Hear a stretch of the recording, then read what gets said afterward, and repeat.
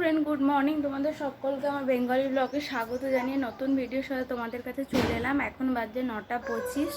তো খাওয়া দাওয়া করবো, পুজো হয়ে গেছে, সমস্ত কাজ হয়ে গেছে, পড়ানো হয়ে গেছে, তারপরে কাচা কুচি মানে সকালের যাবতীয় যা কাজ সব হয়ে গেছে। এমনকি আজকে রান্না বান্নাটাও মা করে ফেলেছে বেশিরভাগটাই, কারণ আজকে রাজেশ বিয়েবাড়ি যাবে, মানে আমারও নেমন্তন্ন ছিল কিন্তু আমি যাচ্ছি না, অনেক দূর, বাঁকুড়া। তো ওই জন্য ওখানে আমি আর যাবো না, এত দূরের রাস্তা গাড়ি করে যেতে হবে বাচ্চাটাকে নিয়ে, ওই জন্য যাচ্ছি না। তো ওই যাচ্ছে, তো তার জন্য রান্নাবান্নাও হয়ে গেছে, অল্প একটু খাওয়া দাওয়া করে যাবে। এখান থেকে আরও সব যাচ্ছে, ছেলেগুলো সবাই যাচ্ছে। আর খেলা করছে ও, এবার খাওয়া দাওয়াটা আমরা করে নেবো, তারপরে আবার স্নানটা করবে। ভাত, আলু সিদ্ধ মাখা আর মাছের ঝাল বসিয়ে রেখে দিয়ে আমি আর ঘানু যাচ্ছি।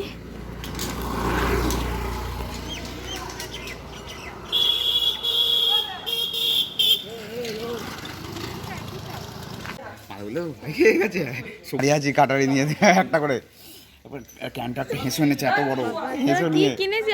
কি নিয়েছি যত কি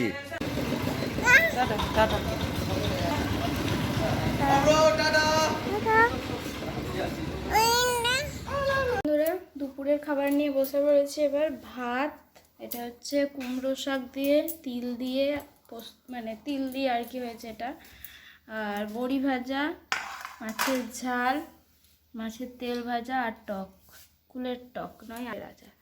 ছেলেটাই মাত্র ঘুমুলো, এখন বাজছে হচ্ছে একটা 4 বাজছে। আমরা খাওয়া দাওয়া করে নিচ্ছি, ওরা তো চলে গেছে, তোমরা দেখলেই। ওরা কখন পৌঁছাবে কে জানে, এতক্ষণ হয়তো পৌঁছে যাবার কথা, ফোন করে দেখা হয়নি, দেখি একবার পৌঁছে গেছে কিনা। এই যে বন্ধুরা, এখন পেয়ারা খাচ্ছি, পেয়ারা মাখা হয়েছে। খাওয়াবে যেটু বলো খাওয়াবে, কিন্তু ওদের লোক বেশি তো এটাই বলছে।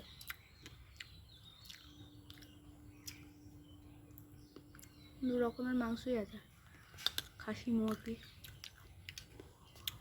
নুনটা কম হবে।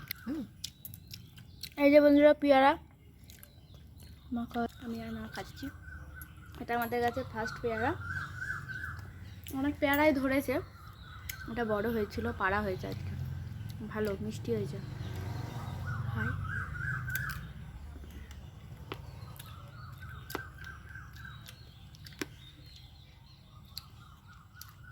যে বাইরে একটু বেরোলাম, খেলাম, ছেলেটাকে দিয়ে এসেছি, দিয়ে এসে পেয়ারা মাখাটা খেয়ে একটু বসি। চলো, আমগুলো দেখো, আম সব পেরে নিয়ে পালাচ্ছে, খুব বেশি আম হয়নি, তাও পেরে নিয়ে পালিয়ে যাচ্ছে সব। এই আমগুলো আর পাকে, আমাদের আমগুলো কাঁদছে। সবাই জিজ্ঞাসা করো, তুমি কি খাবে, কি খাবে, কি খাবে বলো, কি করছে রে, আর বলে দাও কি রে, সবাই তোকে দেখছে, তুই এরকম করে কাঁদছিস। চল খাই গা, আমি খেয়ে নি।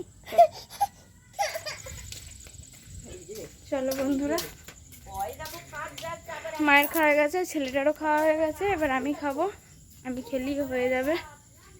ওর বাবারও তো বিয়ে বাড়িতে 9টা না বাজলে ওদিকে খাওয়া দাওয়া হয় না। মানে যার বিয়ে, সে হচ্ছে আমাদের এখানে কিছুদিনের জন্য, কিছুদিন বলবো না, 3-4 বছরের জন্য পোস্ট মাস্টার হিসেবে এসেছিল, ঠিক আছে।